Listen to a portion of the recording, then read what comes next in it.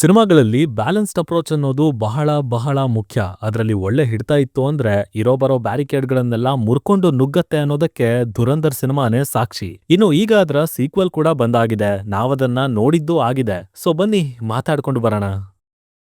ಧುರಂಧರ್ 2 the revenge ಇದು ಆದಿತ್ಯ ಧರ್ ಅವರು direct ಮಾಡಿರುವಂತಹ ಚಿತ್ರ. ಇನ್ನು ಇದರ ಕಥೆ ವಿಚಾರಕ್ಕೆ ಬಂದ್ರೆ, ಲ್ಯಾರಿನಲ್ಲಿ ಈಗ ರೆಹಮಾನ್ ದಕಾಯಿತ್ನ ಅಧ್ಯಾಯ ಮುಗಿದಿದೆ ಅಂಡ್ ಆ ಕುರ್ಚಿ ಮೇಲೆ ಹಮ್ಜನ ಕಣ್ಣು ಬಿದ್ದಾಗಿದೆ. ಬಟ್ ವೈಟ್, ಈ ಹಮ್ಜಾ ಯಾರು, ಅವನ ಕಥೆ ಏನು, ಅಂಡ್ ಈಗ ಇಲ್ಲಿಂದ ಮುಂದೆ ಅಂಡರ್ ಕವರ್ ಅಲ್ಲಿ ಇದ್ಕೊಂಡು ಅವನು ಏನೇನೆಲ್ಲ ಮಾಡ್ಬೇಕಾಯ್ತು ಅನ್ನೋದನ್ನ ನೀವು ಫಿಲ್ಮ್ ಅಲ್ಲಿ ನೋಡಿನೇ ತಿಳ್ಕೋಬೇಕು. ಇನ್ನ ಆಕ್ಚುಲಿ ಸಿನಿಮಾ ಹೇಗಿದೆ, ನನಗೇನೇನ್ ಇಷ್ಟ ಆಯ್ತು, ಏನೇನ್ ವರ್ಕ್ ಆಗ್ಲಿಲ್ಲ, ಇದೆಲ್ಲದ್ರ ಬಗ್ಗೆನೂ ಡೀಟೇಲ್ಡ್ ಆಗಿ ಮಾತಾಡ್ತೀನಿ. ಆದ್ರೆ ಅದಕ್ಕಿಂತ ಮುಂಚೆ ಚಾನಲ್ಗೆ ಹೊಸಬ್ರಾಗಿದ್ರೆ ಸಬ್ಸ್ಕ್ರೈಬ್ ಮಾಡ್ಕೊಳ್ಳಿ ಅಂಡ್ ವಿಡಿಯೋ ಇಷ್ಟ ಆಯ್ತು ಅಂದ್ರೆ ಖಂಡಿತ ಒಂದು ಲೈಕ್ ಕೊಟ್ಟು ಸಪೋರ್ಟ್ ಮಾಡಿ. 3000 ಲೈಕ್ಸ್ ಅಂತ ಅನ್ಕೊಂಡಿದೀನಿ, ನೋಡೋಣ ಏನ್ ಮಾಡ್ತೀರಾ ಅಂತ. ಇಲ್ಲಿರುವಂತಹ ಮೊದಲ ಪಾಸಿಟಿವ್ ಪಾಯಿಂಟ್ ಅಂದ್ರೆ ಅದು ಇದರ ನರೇಟಿವ್ ಬ್ರಿಲಿಯನ್ಸ್ ಅಂತ ಹೇಳ್ತೀನಿ. ಲೈಕ್ ಲಿಟ್ರಲಿ 4 ಗಂಟೆ ಸಿನಿಮಾ, ಆಲ್ಮೋಸ್ಟ್ ಇಂಟರ್ವಲ್ಗೆನೆ ಇಡೀ ಒಂದು ಸಿನಿಮಾ ಮುಗಿಸಿದ ಹಾಗೆ. ಬಟ್ ಸ್ಟಿಲ್ ಕೂತಿರೋ ಜಾಗದಿಂದ ಒಂದು ಕ್ಷಣ ಆ ಕಡೆ ಈ ಕಡೆ ಕದಲೋದಕ್ಕೆ ಬಿಡಲ್ಲ. ಅಷ್ಟು ನೀಟಾಗಿ ವಿತ್ ಫುಲ್ ಆನ್ ಇಂಟೆನ್ಸಿಟಿ ಈ ಕಥೆ ನಮ್ಮನ್ನ ಎಳ್ಕೊಂಡು ಹೋಗ್ತಾ ಇರತ್ತೆ. ಆಲ್ಸೋ ಇದರ ಪ್ರೆಸೆಂಟೇಷನ್ ಧುರಂಧರ್ 1 ಯಾವ ಎಸೆನ್ಸ್ ಅನ್ನ ಕ್ಯಾರಿ ಮಾಡಿತ್ತು ಅಲ್ವಾ, ಅದರಲ್ಲಿ ಸಾಸಿವೆ ಕಾಳಷ್ಟು ಕೊರತೆ ಬರ್ದೇ ಇರೋ ರೀತಿ, ಬಲೋಚ್ ಬೀದಿಗಳಿಂದ ಹಿಡಿದು ಹಮ್ಜಾ ಮುಖದ ಮೇಲಿರೋ ಆಟಿಟ್ಯೂಡ್ ವರ್ಗೂ ಎಲ್ಲದನ್ನು ಪರ್ಫೆಕ್ಟ್ ಬ್ಯಾಲೆನ್ಸ್ ಅಲ್ಲಿ ತಗೊಂಡ್ ಹೋಗಿದ್ದಾರೆ ಅನ್ಬೋದು. ಎಸ್ಪೆಷಲಿ ಆ ಫ್ರೇಮ್ಗಳು, ಪ್ರತಿಯೊಂದು ಸಂದರ್ಭನೂ ಇಷ್ಟೊಂದು ರಿಯಲಿಸ್ಟಿಕ್ ಆಗಿ ತೋರ್ಸೋದಕ್ಕೆ ಹೋಗಿರೋ ಎಫರ್ಟ್, ಅದರ ಹಿಂದೆ ಇರೋ ಪ್ರೊಸೆಸ್, ಅಥೆಂಟಿಸಿಟಿ ಅನ್ನೋದು ಪೀಕ್ ಲೆವೆಲ್ ಅಲ್ಲೇ ಇರುತ್ತೆ ಸಿನಿಮಾ ತುಂಬಾ. ಬಟ್ ಅದರ ಜೊತೆಗೆ ಈ ಟ್ರೀಟ್ಮೆಂಟ್ ಅನ್ನೋದ್ರ ಮೇಲೆ ಏನು ಫೋಕಸ್ ಮಾಡಿದ್ದಾರೆ ಅಂತೀರಾ, ಯಪ್ಪ. ಎಷ್ಟೋ ಕಡೆ ಡೈಲಾಗ್ಸ್ ಗಳ ಅವಶ್ಯಕತೆನೇ ಇರ್ಲಿಲ್ಲ, ಆದ್ರೂ ಆ ಸೀಕ್ವೆನ್ಸ್ ಅಲ್ಲಿ ಇಂಟೆನ್ಸಿಟಿ ಕಾಣತ್ತೆ, ಅಗ್ರೆಷನ್ ತುಂಬಿ ತುಳುಕ್ತಾ ಇರತ್ತೆ. ಈವನ್ ಆಕ್ಷನ್ ಎಪಿಸೋಡ್ಗಳನ್ನ ತಗೊಂಡ್ರು ಅದು ಸಪರೇಟ್ ಅಥವಾ ಸೆಗ್ಮೆಂಟಲ್ ಅಂತ ಅನ್ಸಲ್ಲ.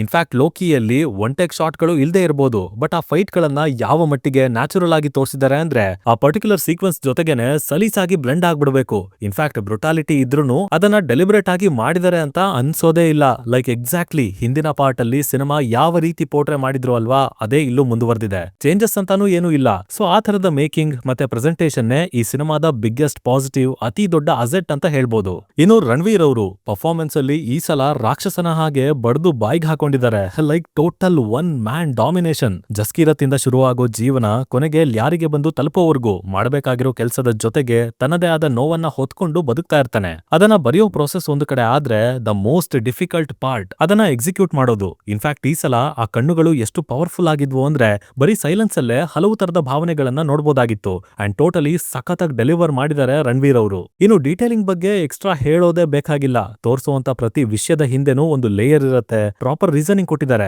ಹಾಗೆ ಅದು ಅಥೆಂಟಿಕ್ ಎಲಿಮೆಂಟ್ ಗಳಿಗೆ ಮತ್ತಷ್ಟು ತೂಕನ ಸೇರಿಸ್ತಾ ಹೋಗಿದೆ. ಎಷ್ಟೋ ಜನರಿಗೆ ಪ್ರಶ್ನೆ ಒಂದು ಕಾಡ್ತಿತ್ತು, ಬೇರೆ ಯಾರಿಗಲ್ಲ ಅಂತ ಅಂದ್ರೂ ಎಲಿನಾಗೆ ಹಮ್ಜಾ ಬಗ್ಗೆ ಗೊತ್ತಾಗ್ಲಿಲ್ವಾ ಅಂತ.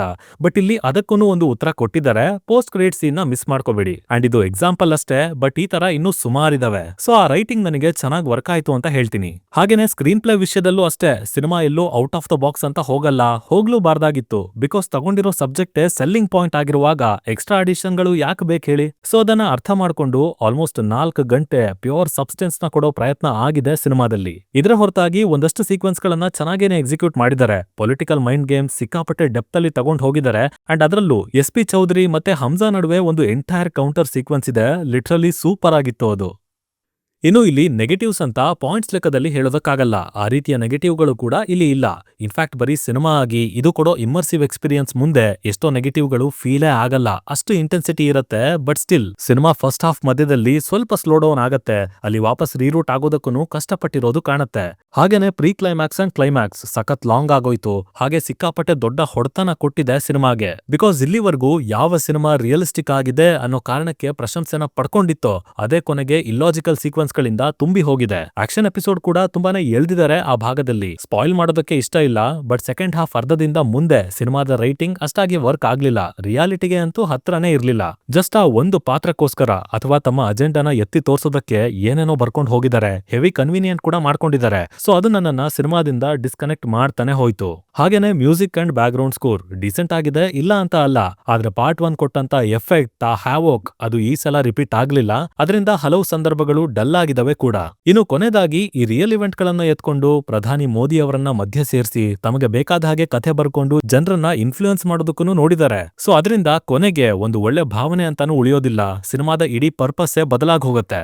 ಎನಿವೇಸ್ ಒಂದನ್ನಂತೂ ಹೇಳಲೇಬೇಕು, ರಿಯಲ್ ಇವೆಂಟ್ಗಳನ್ನ ಮುಟ್ಟೋ ಹಾಗಿದ್ರೆ ಕಂಪ್ಲೀಟ್ ಒರಿಜಿನಲ್ ಡಾಕ್ಯುಮೆಂಟರಿ ತರ ಮಾಡಿ, ಅಥವಾ ಆ ಟ್ಯಾಗ್ಲೈನ್ ನ ಕಟ್ ಮಾಡಿ ಹಾಕಿ ಇದು ಕೂಡ ಒಂದು ನಾರ್ಮಲ್ ಕಮರ್ಷಿಯಲ್ ಸಿನಿಮಾ ಅಂತ ಪ್ರಮೋಟ್ ಮಾಡಿ. ಅದು ಬಿಟ್ಟು ಈ ತರ ಅರ್ಧ ಸತ್ಯ ಇಟ್ಕೊಂಡು ಪೇಟ್ರಿಯಾಟಿಸಂ ನ ತುಂಬಿ ಇನ್ನರ್ಧ ನಮ್ಮದೇ ಕತೆ ಹೇಳ್ತೀವಿ ಅಂತ ಯಾವ್ದನ್ನು ಎಲ್ಲಿಗೋ ಕನೆಕ್ಟ್ ಮಾಡಿ ಬರೆಯೋದಲ್ಲ.